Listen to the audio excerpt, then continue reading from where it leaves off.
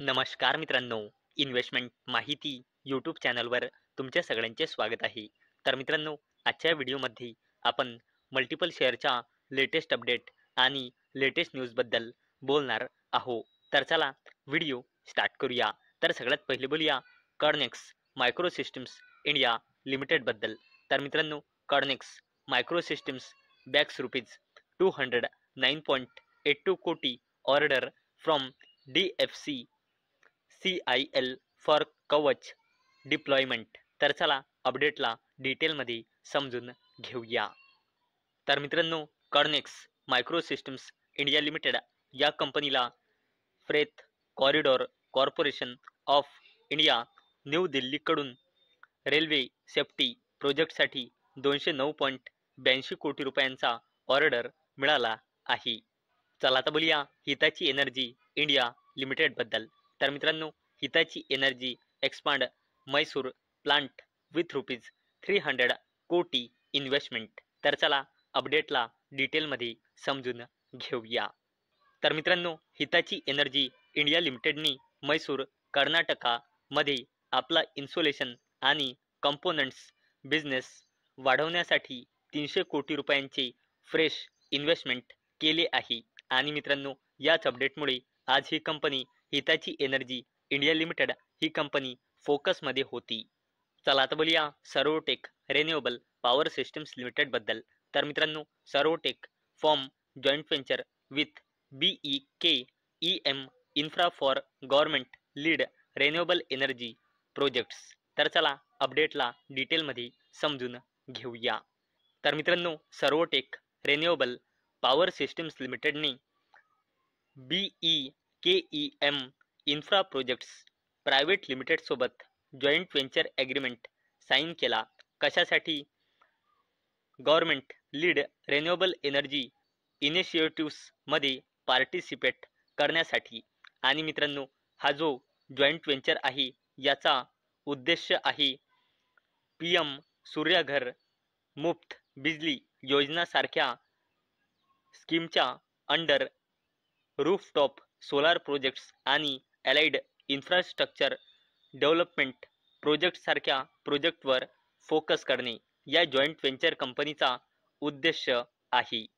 चला आता बोलूया संवर्धना मदरसन इंटरनॅशनल लिमिटेडबद्दल. तर मित्रांनो, Samvardhana Motherson to acquire Honda arm Yutaka Giken for rupees 1610 कोटी. तर चला अपडेटला डिटेलमध्ये समजून घेऊया.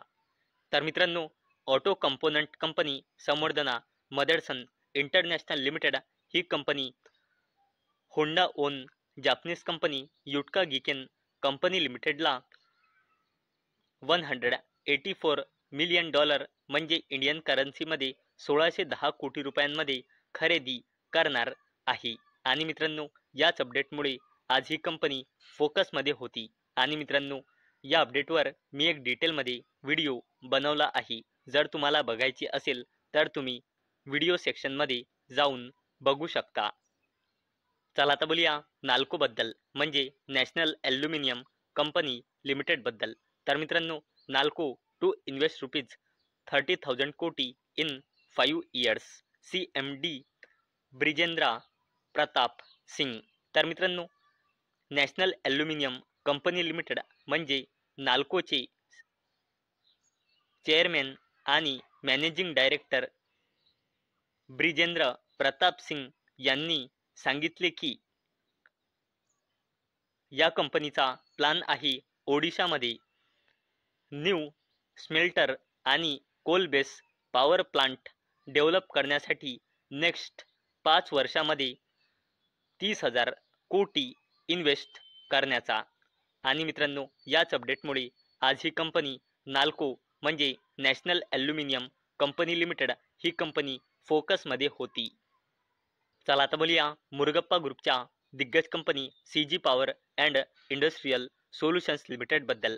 तर मित्रांनो, CG power share rise as subsidiary launches first OS80 facility in Gujarat. तर चला अपडेटला डिटेलमध्ये समजून घेऊया.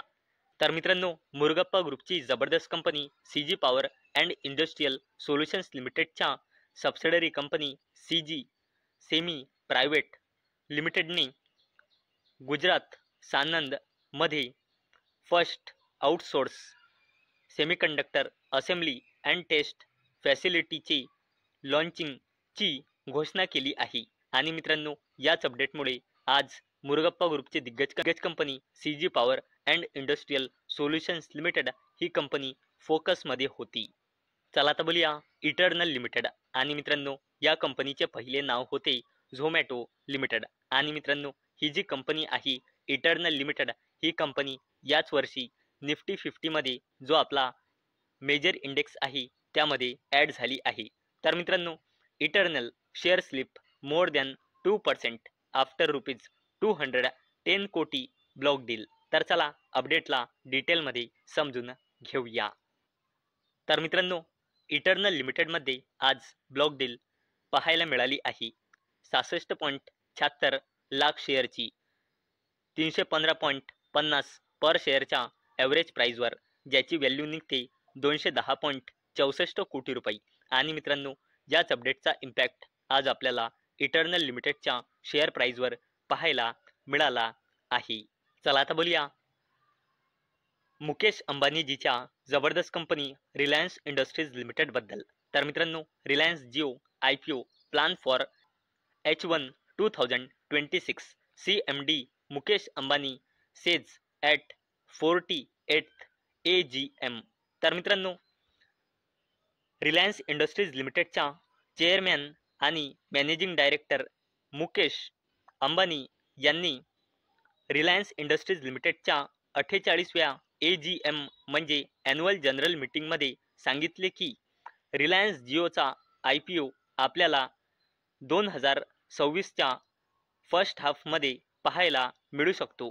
आणि मित्रांनो, 2026चा फर्स्ट हाफ हा जानेवारी 2026 पासून सुरू होतो, जो एंड होतो जून 2026ला.